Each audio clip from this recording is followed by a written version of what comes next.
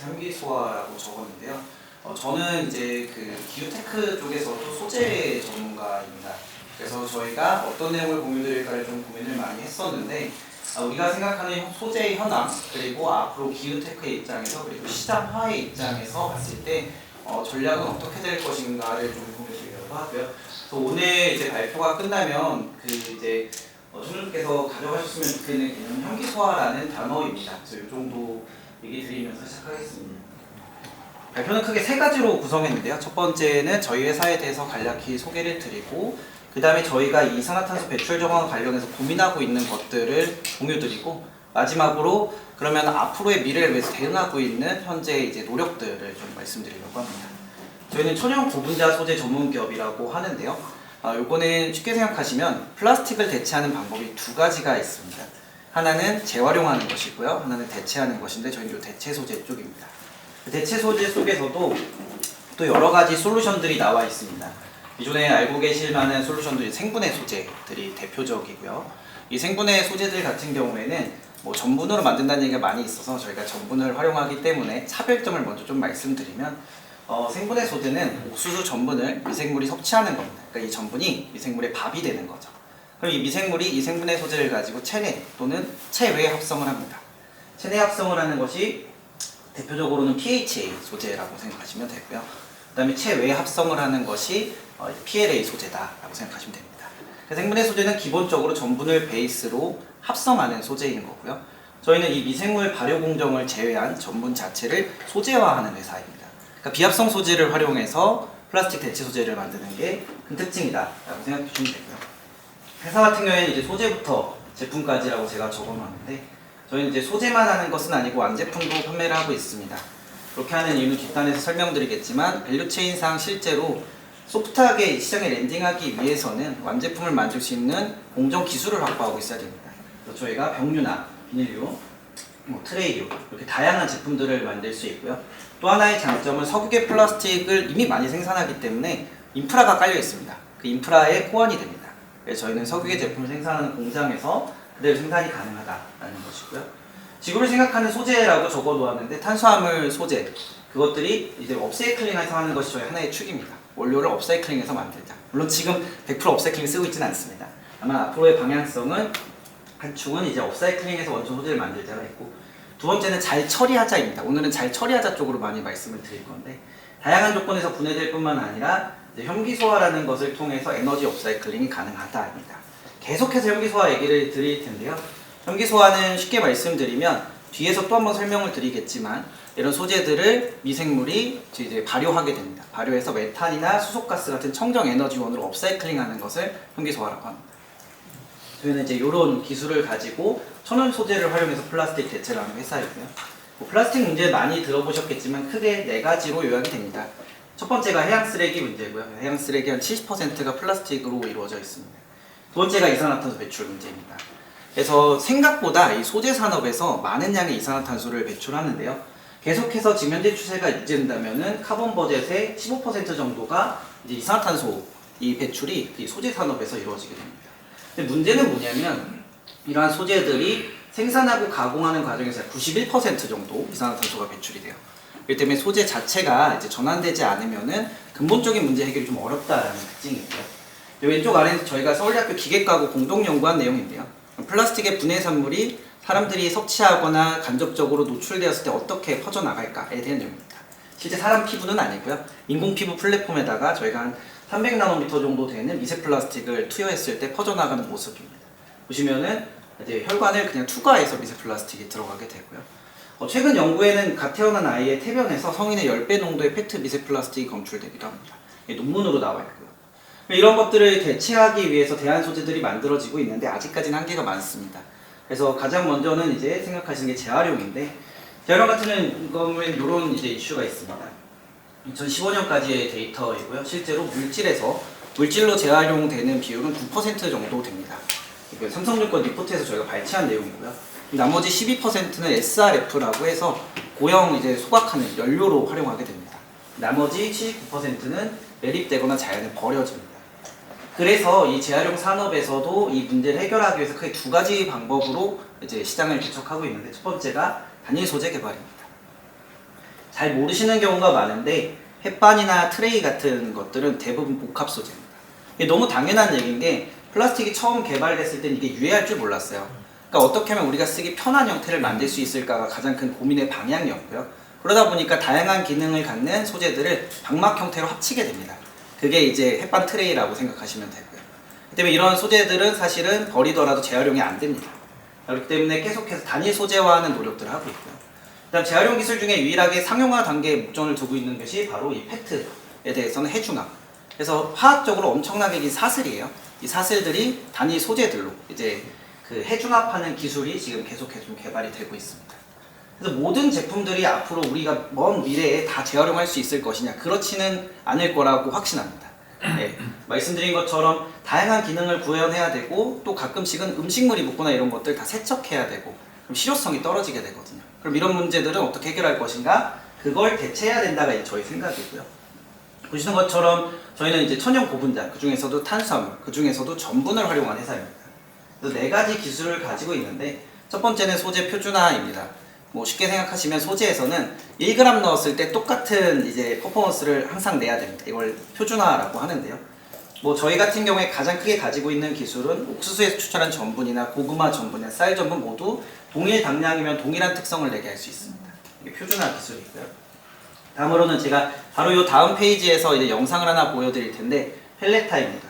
소재 회사들 많이 만나시거나 아니면 전시회 가서 보시면은 이렇게 쌀알갱이 같은 거를 다 두고 있어요. 이걸 펠렛이라고 하는데요. 이 펠렛을 만들고 못 만들고가 엄청난 기술 차이가 있습니다. 그리고 만들어진 펠렛의 성상도 나중에 전문가들은 보면 좀 차이가 있는데 어떤 차이가 있냐면 열이나 압력에 의해서 성형이 가능해야만 펠렛을 만들 수 있습니다. 그렇기 때문에 펠레타 하는 게 하나의 기술이고요. 저희는 또 이제 컴파운드 펠레타라고 해서 다양한 대체 소재들과의 혼용도 가능합니다. 저희 소재를 첨가제로 활용해서도 친환경적인 특성들을 강화할 수 있는데 그 내용도 뒷부분에 간단히 소개해드리겠습니다.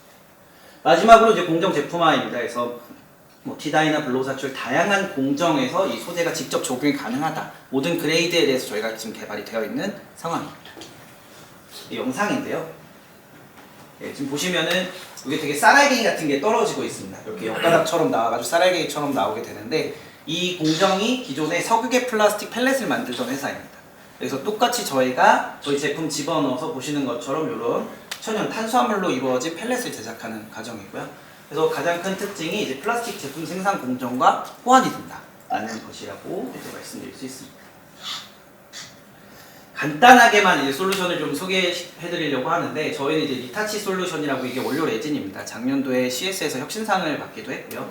이 레진 같은 경우에 저희가 지금 확보하고 있는 인증은 유럽권에서 띠보스트리아가 있는데 가정 내 퇴비화가 가능하고 산업 퇴비화도 가능하다.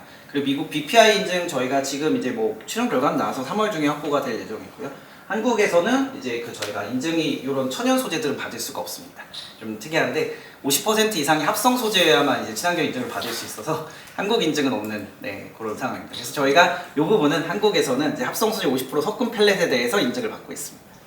그래서 보시면 100% 바이오 베이스드 레진이고요. 저희가 좀 회사에서 특징적인 것은 대부분의 회사들이 뭐 저희 소재가 좋아요, 저희 제품이 좋아요를 많이 얘기하시지만 과학적 근거를 가져오시는 분들은 많이 없어요. 저희는 제3자 검증 통해서 다 근거 서류들을 확보하고 있는 회사이고요. 그래서 플라스틱에서 발생하는 뭐 비스페놀 A라든지 다양한 종류의 유해 물질이 발생하지 않는다는 걸 검증서로 확보하고 있고 또 가정 퇴비화까지 가능하고 현기 소화 효율이 95%. 아까 전에도 말씀드렸던 계속 나오는 그 현기 소화인데요. 그럼 이 현기 소화라는 게 뭐 다른 대체 소재들은 어떠냐라고 했을 때 뭐 PLA나 PHA가 정말 많이 갔을 때 35% 정도 됩니다. 저희가 95% 정도 현기 소화가 되고요. 분해되는 과정에서 미세 플라스틱이 발생하지 않는다가 이제 큰 특징입니다. 이걸 가지고 지금 주로 판매하고 있는 것은 유형 포장 제품들이에요. 여기를 저희가 맨 처음에 이제 접근했던 이유는 플라스틱 문제의 가장 많은 부분들이 생애 주기가 짧은 프로덕트로부터 이루어지게 됩니다. 그게 포장재입니다.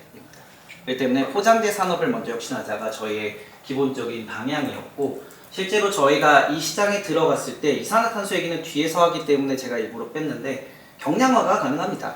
기존의 생분해 봉투들이 동일한 규격이었을 때 비중을 1이라고 한다면 저희가 한 0.8 정도 됩니다. 그래서 기본적으로 사람들이 동일하게 썼을 때도 이제 그 사용량 감축 효과가 한 20% 정도 됩니다. 저희가 SK 하이닉스 전사에 납품이 되고 있는데 기사 자료로도 나온 걸로 확인해 보시면 약 15.4톤 정도가 연 단위로 순수하게 저감되는 양이 됩니다. 이 때문에 이산화탄소는 또 여기서 더 저감이 되기 때문에 그 효과는 더 커지게 되고요. 재밌는 것은 동일한 물성 기준으로 했을 때는 종이가 가장 많은 양이 사용되게 됩니다. 그래서 폐기물 발생량은 가장 많아지게 되고요. 말씀드린 것처럼 저희는 이제 각각의 내용에 대해서는 그 지식재산권을 확보하고 있고, 그 외에도 이제 검증서 일체로 이제 지금 말씀드리는 각각의 정량들에 대해서는 제3자 검증을 확보하고 있습니다. 뿐만 아니라 유럽권 인증은 지금 전부 완료가 되었고, 미국 인증은 3월, 그리고 한국도 뒤에서 다시 한번 말씀드리겠지만 인증 환경이 변하고 있습니다. 한국 인증도 지금 진행되고 있고, 저희가 뭐 큰 이슈 없다면 3월 중에는 다 확보가 될 예정입니다. 네, 그러면 이제 그 이산화탄소와 관련해가지고 저희가 어떤 고민을 하고 있는지를 좀 말씀드리려고 하는데요. 저희가 가장 많이 고민하고 있었던 건 이게 진짜 이산화탄소 감축이 되는가? 라는 생각입니다. 이게 좀 웃기는 말일 수 있는데요. 이산화탄소 그 모델링을 저희가 다른 학교들과 하고 있어요. 미국의 예일대학교랑 그 다음에 노스캐롤라이나 스테이트 유니버시티, 발음도 어렵네요. 네, 요 학교랑 이제 세 학교가 같이 공동 연구해서 요거는 이제 지금 논문으로 아마 올해 상반기에 퍼블리시 될 내용을 제가 발췌해 왔는데, 보시면은 X가 이제 실제로 그 감축되는 그 정확하게는 이제 발생되는 이산화탄소 양이라고 생각하시면 됩니다. 그러면은 PLA라는 소재가 이제 생분해 소재이고요. 대표적인 PBAT도 생분해 소재입니다. 많이 말하기로는 이 생분해 소재가 이산화탄소가 감축이 많이 된다라고 얘기를 해요. 근데 저희가 실제로 모델링 해보면은 PLA는 꽤 됩니다. PLA는 꽤 됐는데 PBAT는 석유 베이스의 소재이다 보니까 여전히 많이 높은 수치를 나타내고 있어요. 이게 좀 특이했던 점이고요. 그다음 PP나 PET나 로데시 폴리에틸렌 같은 경우에도 그 PLA 대비해서 감축 효과 배출하는 양이 그렇게까지 많지는 않습니다. 물론 이제 생분해 소재가 한 20% 이상은 감축을 하지만, 지금 보시는 것처럼 생각보다 많이 감축하지 않네라는 생각을 전 처음에 이 데이터를 보고 했었어요. 그래서 그 이유를 파고들어 보니까 학계는 아직까지는 좀 보수적 데이터를 활용하더라고요. 결국은 이 레퍼런스 데이터들이 기존의 근간 산업에서 어느 정도 전력량을 투여했을 때 어느 정도 생산량이 나온다는데, 신생하는 산업은 사실은 전력량 대비 생산 효율이 그렇게 높을 수 없습니다. 근데 그 데이터들이 그대로 논문에서는 사용이 되게 되고, 조금 아쉬웠던 점은 그래서 그러면 혹시 아까 전에 이제 이민 대표님도 말씀해 주신 것처럼 사전적으로 우리가 뭐 생산량이 좀 늘어난다고 했을 때 데이터를 쓸 수는 없냐, 논문에서는 그렇게는 안 된다고 하더라고요. 그래서 이렇게 데이터화가 되었고요.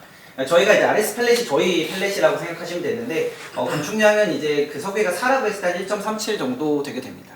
보시면은 가장 많이 이제 발생하는 이산화탄소는 이제 그 어디티브라고 해서 저희가 글리세린 쪽이 들어가게 됩니다. 네, 그게 이제 가장 많이 나오게 되고요. 그다음에 보시면 전주기에서 또 감축하는 양도 있기 때문에 토탈로 치게 되면 한 1.37 정도 나온다라고 생각해 주시면 되고요. 그 다음에 이제 비재생 에너지라고 해서 한 20-30년 안에 재생이 되지 않는 에너지를 사용하는 비율로 따져보아도 지금 보시면은 PLA는 꽤 많은 이제 그 비재생 에너지 감축이 있지만, 보시면은 PBAT는 여전히 좀 높게 숫자가 나오게 되죠. PBAT가 어디 많이 쓰일까라고 생각해 보면은 기존에 생분해 인증을 받은 대부분의 봉투류 소재에는 PBAT가 들어갑니다. 네, 그렇게 사용이 되고요. 근데 여기서 좀 이 수치는 아쉬운 게 사실은 감축하는 양이 조금 더 많은데 그 생산에 대한 캐파나 이런 부분들 때문에 조금 높게 예상되는 부분이 있습니다. 마찬가지로 저희 제품 같은 경우에는 PLAB 대비해서 소폭 더 높은 수준의 이제 비재생에너지 저감이 가능하다. 이건 이제 저희가 이제 우리 제품에 대해 검증해보자라고 해서 시작했던 프로젝트이고요. 근데 이걸 하면서 저희가 좀 들었던 생각은, 그러면은 우리가 그 첨가제로도 혹시 다른 그 컴파운드에 쓰였을 때는 똑같이 친환경적인 효과가 정말 있을까? 라는 생각을 했던 거고요. 제가 뭐 이 데이터의 의미를 하나하나 설명드리지는 않으려고 굳이 플라시 뭔지까지는 적지는 않았는데, 보시면은 저희가 이제 함량비가 높아지게 될수록 보시는 것처럼 이산화탄소 감축 효과가 드라마틱하게 나오게 됩니다. 그래서 시장에는 이 데이터를 근반으로 완제품뿐만이 아니라 첨가제 펠렛으로도 좀 판매하는 비즈니스 모델을 준비하고 있고요. 그 다음에 이제 마지막으로 준비하는 게 어떻게 후처리할까입니다. 그 잘 알고 계실 수도 있는데 그 생분해 소재가 한 2020년부터 22년까지 매우 핫했어요. 핫하다가 그 뒤로 갑자기 시장에서 이제 많이 사라지게 되는데요. 가장 큰 원인이 뭐냐라고 했을 때 이제 저는 개인적인 생각은 수거 시스템의 부재입니다. 네, 수거 시스템이 부재하게 되면은 친환경적인 효과를 명확하게 말하기가 어려워져요. 잘 아시다시피 지금 생분해 소재들 다 일반 쓰레기로 버리게 되고요. 일반 쓰레기로 버리면은 결국은 다 일반 쓰레기와 합쳐져서 소각하게 됩니다. 그러면은 정말 이게 친환경적인 처리일까, 그리고 이 소재를 사용하는 게 친환경적일까에 대한 의문이 들게 되거든요. 저희가 22년도부터 환경부, 뭐 장관님이나 아니면 관계 부처에다 계속 관련된 얘기들을 했었습니다. 수거 시스템이 있어야 된다. 근데 돌아오는 대답은 수거 시스템이야말로 가장 많은 사회 간접 비용을 요구한다. 그래서 여기서 하나 더 수거 시스템을 만드는 것 자체는 이제 정부기관에서는 매우 큰 버든이다. 였습니다. 그러면 이제 저희 같은 회사들은 이제 고민이 되는 거죠. 이거 해결은 해야 되는데 누가 어떻게 해결을 해야 하나. 예, 그런 생각이 들어서 저희도 이제 고민을 많이 했고, 그리고 그거에 따른 이제 데이터입니다. 여기서 뭐 여러 가지 데이터들이 나와 있는데 보시면은 ADA를 좀 집중해 주시면 좋을 것 같아요. 이게 현기소화로 처리했을 때 전 주기에서 발생한 이산화탄소가 어느 정도인지가 나와 있는 겁니다.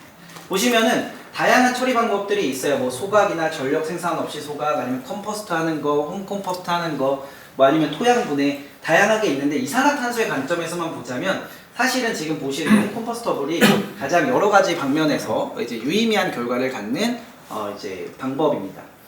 그래서 저희가 많이 이제 홈컴포스터이 아니라 현기소화가, 그래서 저희가 많이 이제 고민하고 있었던 부분은 그러면 이 현기소화 효율이 높아야 된다였고요. 그것에 대한 이제 고민의 결과들이 조금씩 나오고 있는데, 먼저 간단하게만 설명드리면 이제 현기소화에 대한 이제 개념 설명인데요. 현기소화는 쉽게 생각하시면은 어려운 개념은 아니고 한 1770년대쯤 학계에 보고된 내용이에요. 늪지대를 지나가는데 거기서 막 이제 보글보글 끓고 있는 거예요. 네, 이게 최초로 발견된, 물론 그 전에도 보긴 했겠지만 최초로 학계에서 발견된 이제 현기소화입니다. 그래서 이제 보글보글 끓는 게 뭔가를 봤더니 이제 가연성 기체더라. 그게 이제 메탄가스였습니다. 균주에 의해서 이런 전분유나 뭐 다양한 음식물들 이제 그 현기소화됨으로써 청정 에너지원으로 업사이클링 되는 것이고요. 좀 기회라고 생각했던 거는 이런 현기소화가 기존에 쓰이고 있었습니다. 뭐 오수나 폐수, 음식물에 대해서는 현기소화가 사용되고 있었고, 최근에는 바이오가스 촉진법이 통과됨에 따라서 이런 걸 현기소화 처리할 수 있는 시설이 지자체별로 이제 구비가 되어 있어요. 그런 상황이다 보니까 이 우리 소재를 만약에 현기소화할 수 있다면 음식물이랑 같이 처리할 수 있지 않을까. 음식물은 지금 수거하는 시스템이 있으니까 그거랑 같이 처리하게 되면 친환경적인 효과들을 극대화할 수 있겠다. 이건 뭐랑 이어지게 되냐면요, 기업에서도 정말 친환경적이면 쓰게 됩니다. 그러면 저희가 이제 후처리를 고민해가지고 정말 친환경적인 사이클을 만들어야 되는 것이었고 시작이었습니다. 그래서 저희가 이제 인하대학교랑 이제 테스트를 했는데 바이오가스 발생량이 얼마나 될까였고요. 저희 원천 소재 기준 한 330 정도가 나오게 되더라고요. 보시는 것처럼 뭐 바스프라고 해서 되게 글로벌 굴지의 화학사인데, 여기서 나오는 소재나 네이처웍스에서 나오는 PLA 소재와 비교했을 때도 월등히 많은 양의 이제 에너지화가 가능하다는 것을 확인했습니다. 그걸 가지고 원천 소재에 대해서 보시는 것처럼 1kg당 발생하는 바이오가스의 가치를 따졌을 때도 저희가 더 많은 경제성을 가지고 있는 걸 확인할 수 있었고요. 이런 내용들을 가지고 저희가 이제 환경부에다가 건의를 하게 됩니다. 그래서 22년도 말쯤에 이제 바이오가스에 대한 것들 저희가 법률 검토를 하면서 지금은 어떻게 되어 있을까라고 했는데, 통합 바이오가스화 시설에 유기성 폐자원만 투입이 가능한데 뭐는 금지가 되어 있냐면 생분해 플라스틱은 투입 불가합니다. 그렇기 때문에 기존에는 이제 음식물로 처리하는 것은 저희가 활용이 조금 어려웠어요. 그래서 이거를 해결하기 위해서 저희가 이제 환경부에다 계속해서 목소리를 내게 되는 포인트가, 그럼 사전적 데이터를 가지고 오겠다. 음식물하고 함께 처리할 수 있는 사전적 데이터를 가지고 오면 실증 사업을 통해서 검증하고 그 다음에는 이런 수거 시스템에 직접 포함될 수 있게 해달라가 이제 저희 쪽의 주장이었고요. 요거는 저희와 이제 몇 개 이제 협동조합을 만들어가지고 진행을 하게 됩니다. 그래서 작년도 말에 환경부에서 1호 테스트베드에 선정이 되었고요. 그래서 지금 이제 대전시, 그리고 두 번째는 인천시, 이렇게 해가지고 지자체하고 함께 실제 사용한 것, 환경부에서 조건을 거신 건, 그래 제품 만들어가지고 하는 거 다 좋은데 실용성이 있어야 되기 때문에 실제 사용된 제품을 가지고 현기소화해라가 이제 조건이었고요. 그 조건을 해결하기 위해서 인천대학교에서 가지고 있는 다양한 인프라 활용해가지고 저희가 실제 사용된 제품들을 현기소화하는 프로젝트를 지금 진행하고 있습니다. 4년짜리 프로젝트이고요. 이 4년짜리 프로젝트가 이제 잘 성공적으로 마무리되면 2028년부터는 법제화가 들어가게 됩니다. 그 다음부터는 뭐 음식물 쓰레기 봉투나 아니면은 다양한 이제 생분해성 소재들이 음식물 처리기에 같이 버릴 수 있게 되는, 네, 그런 형태의 미래를 만들려고 저희가 좀 노력을 하고 있고, 요 얘기를 오늘 드리는 이유는 이 방법이 이산화탄소의 관점에서도 가장 좀 매력이 있는 부분이기 때문입니다. 그래서 저희가 지금 진행하고 있는 마지막 슬라이드인데요. 진행하고 있는 것은 원래 여기에는 이제 다양한 업체들의 그 컨소시엄에 들어와 있는 업체들의 로고가 있었는데 제가 이제 지웠습니다. 그래서 원료 기준으로 했을 때는 생분해 플라스틱 원료를 만들고 그리고 제품을 생산한 다음에 사용처에서 여기는 대학이라고 써져 있는 이유는 사실 사용처를 찾기 좀 쉽지 않았어요. 사용처에서 이제 사용하고 수거까지 해줘야 되기 때문에 그래서 사용하고 그 다음에 수거 및 바이오 가스화를 하게 됩니다. 이것을 저희가 처음에 랩 단위에서는 결과를 가지고 있고요. 파일럿 스케일에서 하기 위해서는 중간 단계에 한번 스케일업 테스트를 한번 더 해줘야 됩니다. 이 테스트 현재 진행하고 있고요. 이게 잘 마무리된다면은 이제 순환 경제를 구축하기 위해서 바이오가스 활용하는 형태로 이제 앞으로는 이 대체 소재들이 다시 한번 이제 그 성장할 거라고 생각합니다. 이러한 이유 때문에 그 환경부에서는 원래 22년도 말에 그 생분해 인증 부여를 취소했었어요. 친환경 인증 부여가 취소됐었는데요. 이게 이제 한시적으로 다시 허용이 됩니다. 어느 정도 기간이면 딱 4년 허용이 되거든요.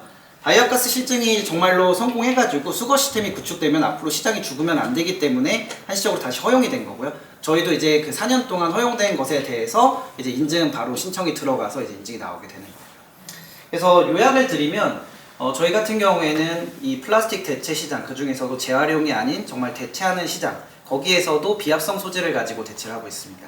기본적으로 이산화탄소 감축 효과가 높지만 여기서 더 추가돼야 되는 것은 어떻게 처리할까이고 처리 수거 시스템 그리고 이 후처리가 정말로 순환 경제를 이루어야만 이 시장이 성장할 수 있다라고 생각합니다. 그래서 그 부분에 대해서 계속해서 좀 연구 개발하고 방향성을 잡아가고 있었고 그게 요번에 잘 돼서 저희가 21년도 11월 법인인데요. 다행히 잘 이제 결과를 만들어서 테스트 베드까지 선정이 되고 지금은 이제 업계 관계자분들하고 이런 수거 시스템에 대한 실증을 성공적으로 마무리하는 것을 후처리단에서는 뭐 기후의 관점에서도 그리고 사업화의 관점에서 가장 중요한 포인트로 생각하고 있습니다. 마지막은 이제 회사의 뭐 미션과 비전에 대해서 말씀드리면 저희는 이 플라스틱으로 계속해서 버진 플라스틱을 쓰는 시대가 1907년 정도에 시작됐습니다. 이게 언젠간 끝날 거라고 믿는데 이걸 2037년이라고 생각하고요. 그 끝을 이끄는 회사가 되자라는 생각으로 일하고 있습니다. 네, 감사합니다.